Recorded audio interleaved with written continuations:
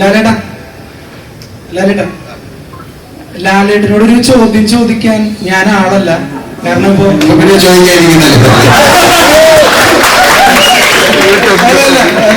ഞാൻ പറയാൻ വന്നതെന്ന് വെച്ച് കഴിഞ്ഞാ ഒരു നന്ദിയാണ് സത്യം പറഞ്ഞ. എന്താണ്? അതായത് ലാലേട്ടനെ എപ്പോ കണ്ടാലും ഞാൻ ആദ്യമായിട്ടാണ് കാണുന്നത്. ലാലേട്ടനെ ആദ്യമായിട്ടാണ് ലാലേട്ടനോട് ചോദ്യം ചോദിക്കുന്നത്. അതുകൊണ്ട് പറഞ്ഞതാണ്. ലാലേട്ടനോട് പറയാനുള്ളത് ഒരു നന്ദി മാത്രമാണ്. ഈ മലയാളക്കരയിൽ വന്ന് പിറന്നതിന്, മലയാള സിനിമയിൽ അഭിനയിക്കാൻ തീരുമാനിച്ചതിന്, അതോടൊപ്പം തന്നെ ഞങ്ങളുടെ ദുഃഖത്തിലും സന്തോഷത്തിലും രോമാഞ്ചത്തിലും ഒക്കെ സിനിമകളിലൂടെ ഒപ്പം നിന്നതിന് നന്ദി മാത്രമുള്ള ലാലേട്ടാ പറയാൻ. ഞാൻ ആദ്യമേ നന്ദി പറഞ്ഞുകൊണ്ടല്ലേ എന്റെ ഭർത്താവിന് നിന്ന് തുടങ്ങിയത്. നിങ്ങളോട് നന്ദി പറഞ്ഞിട്ടാണ്. കാര്യം നിങ്ങൾ തന്നെയാണ്, ഈ നന്ദി തന്നെയാണ് ഞാൻ മോഹൻലാൽ എന്ന ഈ നടനെ 47 വർഷമായിട്ട് നിർത്തിയിരിക്കുന്നത്. വളരെയധികം നന്ദി. എന്നോട് ചോദ്യമുണ്ടല്ലേ? ആദ്യമായിട്ടേക്ക് ഒരു മലയാള സിനിമ ഐമാക്സ് ഫോർമാറ്റിൽ നമുക്ക് കാണാൻ പറ്റുന്നത്. സോ ഇത് നേരത്തെ പ്ലാനിലുണ്ടായിരുന്നോ? എന്തായിരുന്നു അതിനോട്? ആക്ച്വലി നല്ല ചോദ്യം. Thank you for the question. ഇല്ല, നേരത്തെ പ്ലാൻ ഇല്ലായിരുന്നു. ഞാനത് ഷൂട്ട് ചെയ്തിരിക്കുന്ന അനമോർഫിക് ഫോർമാറ്റിലാണ്. Anamorphic is not your ideal format of capture for IMAX mastering. ഐമാക്സിലായിരുന്നുവെങ്കിൽ I should have shot it either with full form. Class എടുക്കുന്നതായിരുന്നു. ഓക്കെ, നിങ്ങൾ റിപ്പോർട്ട് ചെയ്യുമ്പോൾ വായിക്കുന്നവർക്ക്, സിനിമ താല്പര്യമുള്ളവർക്ക് മനസ്സിലാവും. പക്ഷേ either shot with full format lenses അല്ലെങ്കിൽ അലക്സയുടെ 65 എന്ന് പറയുന്ന ഒരു പുതിയ ഐമാക്സ് ഓപ്റ്റിമൈസ്ഡ് ക്യാപ്ചറിംഗ് മെക്കാനിസം ഉണ്ട്. അതിലായിരുന്നു ഞാൻ ഷൂട്ട് ചെയ്യേണ്ടിയിരുന്നത്. ഞാൻ അതല്ല ഷൂട്ട് ചെയ്തത്, ഞാൻ അനമോർഫിക്സിലാണ് ഷൂട്ട് ചെയ്തത്. നമ്മുടെ ടീസർ റിലീസായ ദിവസം ജനുവരി 26-നാണ് ടീസർ റിലീസായത്. ജനുവരി 27-നോ മറ്റോ US ക്രിസ്റ്റഫർ ടിൽമൻ എന്ന് പറയുന്ന ഐമാക്സിന്റെ ഹെഡ് എന്റെ നമ്പർ കണ്ടുപിടിച്ച് എന്നെ ഇങ്ങോട്ട് വിളിക്കുകയായിരുന്നു. അദ്ദേഹമാണ്. അതെ, താങ്ക്സ് ടു, അതുകൊണ്ട് ഞാൻ പറഞ്ഞ ഒരു താങ്ക്സ് പറയേണ്ടതായിട്ടുണ്ട്. അപ്പോൾ ക്രിസ്റ്റഫർ ടിൽമൻ, ക്രിസ് ആണ് എന്നെ ഇങ്ങോട്ട് വിളിച്ച് we just saw your film's footage and we truly believe that this needs to be showcased on IMAX across the world എന്ന് ഇങ്ങോട്ട് പറയുകയും ക്രിസിന്റെ താല്പര്യപ്രകാരമാണ് ഈ സിനിമ നമ്മൾ ഐമാക്സിലേക്ക് മാസ്റ്റർ ചെയ്ത് ഐമാക്സിൽ കാണിക്കുന്നത്. ഹാവിംഗ് സെഡ് ദാറ്റ്, ഞാൻ ഐമാക്സ് മാസ്റ്ററിന്റെ കുറെ ഫുട്ടേജ് കണ്ടു.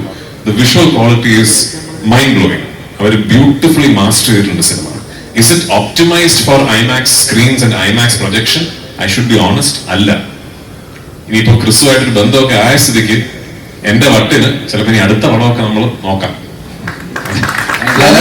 രാജുവേട്ടാ, എമ്പുരാൻ സിനിമയാണ് ഇപ്പോൾ മലയാള സിനിമ കണ്ടതിൽ വെച്ച് ഏറ്റവും ഹൈപ്പുള്ള സിനിമയായി മാറിയിരിക്കുന്നത്. പൃഥ്വിരാജ് സുകുമാരൻ എന്ന ഡയറക്ടർ ഒരു ഫംഗ്ഷനിലും പോയി ഇതൊരു വലിയ സിനിമയാണെന്ന് പറഞ്ഞിട്ടില്ല. ചെറിയ സിനിമയാണെന്നാണ് ഇപ്പൊ കൂടി പറഞ്ഞത്. എന്നിട്ടും ഈ സിനിമ വളരെ വലിയൊരു ഹൈപ്പ് നേടിയത് മലയാളികള് ഓരോരുത്തരും അവരുടെ കുടുംബത്തിൽ ഒരു കാര്യം വിജയിക്കണം എന്നുള്ള രീതിയിലാണ് ഈ സിനിമയെ നോക്കി കാണുന്നത്. അപ്പോ ഈ ഹൈപ്പ് റിയലാണ്. കഴിഞ്ഞ ദിവസം തിയേറ്റർ ഉടമകൾ പ്രസ് മീറ്റിൽ പറയുന്നത് കേട്ടു, അവരുടെ കടങ്ങളടക്കം ഈ സിനിമ മാറ്റും എന്നൊരു കോൺഫിഡൻസ് ഉണ്ടെന്ന്. അപ്പൊ ചോദ്യം ഇതാണ്, പൃഥ്വിരാജ് സുകുമാരൻ എന്ന ഡയറക്ടർക്ക് ഈ ഹൈപ്പ് നോക്കി കാണുമ്പോ ഹാപ്പിയാണോ അതോ പേടിയുണ്ടോ? എനിക്ക് വലിയ സന്തോഷമുണ്ട്. ഈ ഹൈപ്പ് എന്ന് പറയുന്നത് എല്ലാവരുടെയും പ്രതീക്ഷയാണല്ലോ. അപ്പോൾ ഞാൻ ചെയ്യുന്ന ഒരു സിനിമയുടെ മുകളിൽ അത്രയും പ്രതീക്ഷയുണ്ടെന്നും അത്രയും ആന്റിസിപ്പേഷൻ ഉണ്ട് എന്നുള്ളത് വലിയ സന്തോഷം എനിക്കുണ്ട്. ഞാനൊരു 2-3 വർഷങ്ങൾക്ക് മുമ്പ് ഈ സിനിമയെ കുറിച്ച് സ്വപ്നം കണ്ട് ഈ സിനിമയുടെ ഒരു രൂപം ഞാൻ എൻ്റെ മനസ്സിൽ പൂർണ്ണമാക്കിയപ്പോൾ അന്ന് ഈ സിനിമ ഫീസിബിൾ ആകില്ല എന്നാണ് എല്ലാവരും കരുതിയിരുന്നത്. ഇന്നിപ്പോ ഈ പ്രസ് മീറ്റിൽ ഇരിക്കുമ്പോൾ പെട്ടെന്ന് ചുറ്റിനും സംസാരം തുടങ്ങി, ഇത് ചിലപ്പോൾ ഫീസിബിൾ ആവും കേട്ടോ, കാരണം റിലീസിന് മുമ്പ് തന്നെ ഇപ്പൊ ഇതിൽ ഇത്രയും റിക്കവറി നടന്ന സ്ഥിതിക്ക് ഇത് ചിലപ്പോൾ ഫീസിബിൾ ആയേക്കാം എന്നിപ്പോ ഒരു സംസാരം തുടങ്ങി. അപ്പൊ നിങ്ങളൊരു കാര്യം മനസ്സിലാക്കണം, ഇന്നിപ്പോ നമ്മൾ ഈ പറയുന്ന 80 കോടി രൂപയുടെ അഡ്വാൻസ് ടിക്കറ്റ് സെയിൽസ് ഒക്കെ പറയുന്നത് നമുക്കൊരിക്കലും സ്വപ്നം പോലും കാണാൻ സാധിക്കാത്തതായിരുന്നു. ഇന്നിപ്പോ അതിന്റെ പശ്ചാത്തലത്തിൽ ഈ സിനിമ ഫീസിബിൾ ആയേക്കാം എന്ന് പറയുന്ന പോലെ അല്ല 2-3 വർഷങ്ങൾക്ക് മുമ്പ് ഈ സിനിമ സ്വപ്നം കാണുന്നത്. അന്ന് ശ്രീ ആന്റണി പെരുമ്പാവൂർ എന്ന് പറയുന്ന നിർമ്മാതാവ് ഒരു എക്സൽ ഷീറ്റ് എടുത്ത് വെച്ചിട്ട് ഒരു കാൽക്കുലേഷൻ നടത്തിയിരുന്നെങ്കിൽ ഈ സിനിമ ചെയ്യാൻ പറ്റില്ല. അന്ന് എന്നോട് ഇത് എങ്ങനെയാണ് നമ്മൾ ഇങ്ങനെ ഒരു സിനിമ മലയാളത്തിൽ നിന്നുകൊണ്ട് ചെയ്താൽ ഇത് എങ്ങനെ ഇത് നമുക്കൊരു ബിസിനസ് ഫീസിബിലിറ്റി എങ്ങനെയാണെന്ന് ചോദിച്ചാൽ എനിക്കതിനൊരു ഉത്തരവില്ല. എനിക്ക് ആകെ ഉണ്ടായിരുന്ന ഒരു ഉത്തരം, ഇതൊരു വലിയ സ്വപ്നമാണ്. ഈ സ്വപ്നം നമ്മൾ വിചാരിക്കുന്ന പോലൊരു സ്ഥലത്ത് കൊണ്ടെത്തിച്ചാൽ ഇത് എല്ലാ മലയാള സിനിമ സ്നേഹികളുടെയും ഒരു കളക്റ്റീവ് സ്വപ്നമായി മാറിയേക്കാം എന്ന് മാത്രമേ അന്ന് എനിക്ക് പറയാൻ സാധിച്ചുള്ളൂ. അത് വിശ്വസിച്ചതിന്, അന്ന് എന്നോടൊപ്പം നിന്നതിന്, മുരളിയുടെയും എന്റെയും വിഷനോടൊപ്പം നിന്നതിന് ശ്രീ ആന്റണി പെരുമ്പാവൂരിനോടും ശ്രീ മോഹൻലാലിനോടും ഞാൻ മാത്രമല്ല, ഇന്ന് നമ്മൾ എല്ലാവരും കടപ്പെട്ടിരിക്കുകയാണ്. കാരണം അവരൊന്നും അങ്ങനെ എന്റെ ഒപ്പം നിന്നില്ലെങ്കിൽ നമ്മൾ ഇന്ന് ഇതിനെക്കുറിച്ച് ഈ ആഘോഷം നമ്മൾ നടത്തുമോ? ഇത്ര വലിയൊരു നമുക്ക് ഒരിക്കലും ഈ ഒരു ഓപ്പർച്യൂണിറ്റി കിട്ടില്ലായിരുന്നല്ലോ. അപ്പൊ എനിക്ക് ഒന്ന് മാത്രമേ പറയാനുള്ളൂ, ഇതൊരു മേ ബി ഒരു ലെസൺ ആണ്, മേ ബി ഇതിലൊരു പാഠമുണ്ട്. സ്വപ്നം കാണുമ്പോൾ അതിൽ വിശ്വസിച്ച്, ആ സ്വപ്നത്തിൽ വിശ്വസിച്ച് കൂടെ നിൽക്കാൻ ആൾക്കാരുണ്ടെങ്കിൽ ചിലപ്പോൾ എന്നേക്കാൾ വലിയ വലിയ അത്ഭുതങ്ങൾ പുൾ ഓഫ് ചെയ്യാൻ കഴിവുള്ള കാലിബറുള്ള ഫിൽം മേക്കേഴ്സ് നമ്മുടെ ഇൻഡസ്ട്രിയിൽ തന്നെ ഉണ്ട്. അപ്പൊ അവർക്കൊക്കെ അവസരം കിട്ടട്ടെ എന്നാണ് എനിക്ക്. റിലീസിന് ശേഷം ഞാൻ പറയാം, എനിക്ക് നല്ല ഓർമ്മയുണ്ട്, ഞാൻ ഈ സിനിമയുടെ ഒരു പ്രോജക്ട് കൺസെപ്ഷൻ സ്റ്റേജിൽ ഒരു മേജർ OTT സ്ട്രീമിംഗ് പ്ലാറ്റ്ഫോം ഒരു സൂം കോളിൽ എന്നോടൊരു നരേഷൻ ചോദിച്ചു, അവരിത് ഈ സിനിമയിലേക്ക് ഇൻവെസ്റ്റ് ചെയ്യാൻ വേണ്ടി. അപ്പൊ ഞാൻ ഈ സൂം കോളിൽ ഒരു നരേഷൻ പറഞ്ഞുകൊണ്ടിരിക്കുമ്പോൾ ഒരു പെർട്ടിക്കുലർ ഫസ്റ്റ് ഹാഫിലെ പടം തുടങ്ങി ഒരു മണിക്കൂർ കഴിയുമ്പോൾ വരുന്ന ഒരു സീൻ എത്തി. ഞാൻ ആ സീൻ നരേറ്റ് ചെയ്തുകൊണ്ടിരുന്നപ്പോൾ അദ്ദേഹം എന്നോട് സോറി നിങ്ങൾ എന്താണ് ഈ പറയുന്നത് എന്ന് ചോദിച്ചു. ഞാൻ പറഞ്ഞാൽ ഇത് എങ്ങനെ ഷൂട്ട്, എങ്ങനെയാണ് ഇത് പുൾ ഓഫ് ചെയ്യാൻ നിങ്ങൾ ഉദ്ദേശിക്കുന്നത്, എങ്ങനെ എടുക്കാം എന്നാണ് നിങ്ങൾ ഈ പറയുന്നത്. ഞാൻ പറഞ്ഞാൽ അത് എന്റെ മനസ്സിലൊരു രീതി, ഒരു മെത്തേഡ് ഉണ്ട്, അത് എടുക്കാൻ പറ്റും.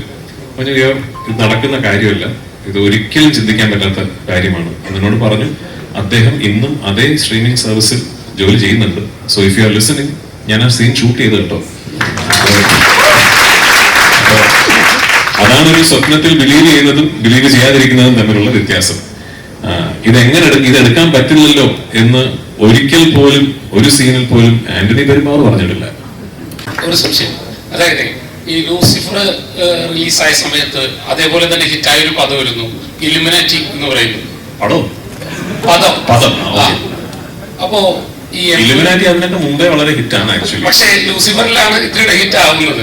പക്ഷെ പ്രത്യക്ഷമായിട്ട് അതിലൊന്നും പറയുന്നുമില്ല, പരോക്ഷമായിട്ട് പലതും കാണിക്കുന്നുണ്ട്. റോസ്റ്റർ ഫാമിലി ഒപ്പം തന്നെ ആ നമ്പറും എല്ലാം. ഈ എംപുരാനിൽ അങ്ങനെ ഉണ്ടാവുമോ? പ്രത്യക്ഷമായിട്ട് പറഞ്ഞാൽ പിന്നെ അത് എങ്ങനെ ഇലുമിനാറ്റി ആകും? നിങ്ങൾ ഇലുമിനാറ്റിക്കാരെ കുറിച്ച് കുറച്ചുകൂടെ മനസ്സിലാക്കി സംസാരിക്കും.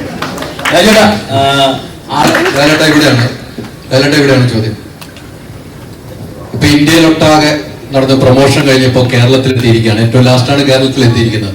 പക്ഷെ നമ്മൾ കണ്ട കുറെ പ്രൊമോഷനിൽ ഒരു ഇന്റർവ്യൂവിലും ലാലേട്ടന്റെ ചിരിയും കളിയും തമാശകളും കണ്ടു. ഒത്തിരി ടെൻഷൻ അടിച്ച് ഇവിടെ ആന്റണി പെരുമ്പാവൂർ എന്ന ഒരു പ്രൊഡ്യൂസറോട് ഇരിപ്പുണ്ടായിരുന്നു. ആ സമയത്തൊക്കെ ഡെയിലി രാത്രി നിങ്ങൾ കോൾ ചെയ്യുമായിരുന്നു. എപ്പോഴും നിങ്ങൾ ഷെയർ ചെയ്തുകൊണ്ടിരുന്ന എന്തായിരുന്നു? അത്ര എൻജോയ് ചെയ്ത ഏറ്റവും നല്ല ഇന്റർവ്യൂ ഏതായിരുന്നു ലാലേട്ടൻ ഫീൽ? ഞാൻ ചിരിച്ച് കളിച്ച് സംസാരിക്കുന്നത് തെറ്റാണോ? ഏറ്റവും നല്ലതായിരുന്നു. അല്ല, അങ്ങനല്ല. നമുക്ക് ഇപ്പൊ ഈ അതിനൊരു മലയാളത്തിൽ ഏറ്റവും ജനിത്ത എവരി സോറോ ഇസ് ഹാപ്പിനെസ് എന്ന് പറയും. എല്ലാ സങ്കടത്തിൻ്റെയും മുകളിൽ നിൽക്കുന്ന സന്തോഷം എന്നാണ്. അപ്പോൾ അതായത് നമ്മളും കൂടെ ഓൾറെഡി ആന്റണി സ്കാനിങ്ങിലൂടെ ഒരുപാട് സങ്കടങ്ങളിലൂടെ പോയിക്കൊണ്ടിരിക്കുന്ന സമയത്ത് ഞാനും കൂടെ സങ്കടപ്പെടുന്നതിന് ഒരുപാട് സന്തോഷത്തിലിരിക്കാന്ന് വിചാരിച്ചു. അങ്ങനല്ല, നമ്മള് ഒരു ചോദ്യങ്ങൾ അങ്ങനെയായിരുന്നു, അതില് ഒരു വ്യത്യസ്തമായ കാര്യങ്ങളായിരുന്നു. പിന്നെ നമുക്കൊരു 10-12 ഇന്റർവ്യൂ കഴിയുമ്പോഴത്തേക്ക് ഒരു ഡിസോറിയന്റഡ് ആവും. നമ്മൾ എന്താ പറയുന്നതെന്ന് അറിയാൻ പറ്റില്ല. അങ്ങനെ ചില തമാശകൾ പറഞ്ഞു വന്നേ ഉള്ളൂ. കാര്യം പിന്നെ സന്തോഷിക്കാതിരിക്കാനുള്ള കാരണങ്ങളൊന്നുമില്ലായിരുന്നു സിനിമയെ സംബന്ധിച്ച്. ബാക്കി വേറെ കാര്യങ്ങളൊക്കെ ഉണ്ടാവും. എമ്പുരാൻ എന്ന സിനിമയെക്കുറിച്ച് ഞങ്ങൾക്ക് വലിയ സന്തോഷിക്കാതിരിക്കാനുള്ള കാരണങ്ങളൊന്നുമില്ല. ഒരുപാട് കാരണങ്ങളൊക്കെ ഉണ്ടായി കഴിഞ്ഞു. ഞങ്ങൾക്ക് ഷൂട്ടിങ്ങിന് ഒരുപാട് കുഴപ്പങ്ങളുണ്ടായി. എന്ന് പറഞ്ഞാൽ ഷൂട്ടിങ്ങിൻ്റെ വെതർ, ക്ലൈമറ്റ്, അതിൻ്റെ ലോജിസ്റ്റിക്സ്, യാത്രകൾ, അത് എടുക്കാനുള്ള ബുദ്ധിമുട്ടുകൾ. പക്ഷെ അതെല്ലാം പൃഥ്വിക്ക് എന്താ വേണ്ടത് അത് തന്നെയാണ് നമ്മൾ ഈ സിനിമയിൽ ചെയ്തിരിക്കുന്നത്. ഇപ്പോൾ എന്താ പറയണ്ട, ഞങ്ങളുടെ യൂണിറ്റ് 300, 400, 500 പേരൊക്കെ ഉള്ള യൂണിറ്റ് ഉണ്ടായിരുന്നു. അവരെ ലഡാക്കിലേക്ക് കൊണ്ടുപോവുക, അങ്ങനെയൊക്കെ ഒരുപാട് കാര്യങ്ങളുണ്ട്. അതൊന്നും ഇപ്പൊ പെട്ടെന്ന് പറയേണ്ട കാര്യമില്ല. നമുക്ക് വളരെ സന്തോഷമായിട്ടിരിക്കാം. മൈലെണ്ണ